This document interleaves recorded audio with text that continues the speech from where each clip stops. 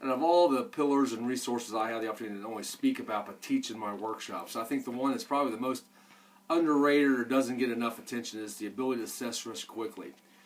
After the plane became incapacitated, after the birds crashed into it and the captain took over the plane, he had to start assessing risk very quickly of how he was going to get that plane down and the best options that he had.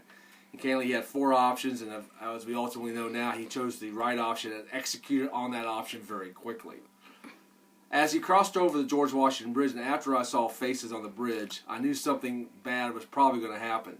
So I started assessing my risk very quickly, but one thing you realize when you're going down in a plane crash is you don't have much control over anything except for your mind. So in those final seconds before he crashed, I was assessing the risk of if I survived the crash, how was I going to get out of the plane? And once we got down and ultimately came to a stop, I started executing on that plan immediately. But if you've ever heard me speak or know my story, once I got to the aisle, that plan changed dramatically as I started hearing my mother in my head speak to me on what the right thing to do was. And my plan changed dramatically and ultimately turned out outstanding for me and hopefully for other people.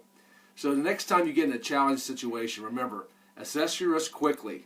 Start making decisions on what you're going to do, and then stick to that plan and execute on that plan, because ultimately, once you have conviction and belief that that plan is going to work, you have a better opportunity to make sure it does work. So have an outstanding holiday season. I look forward to speaking again in 2015. Remember always to create your own flight plan, and that moments do matter.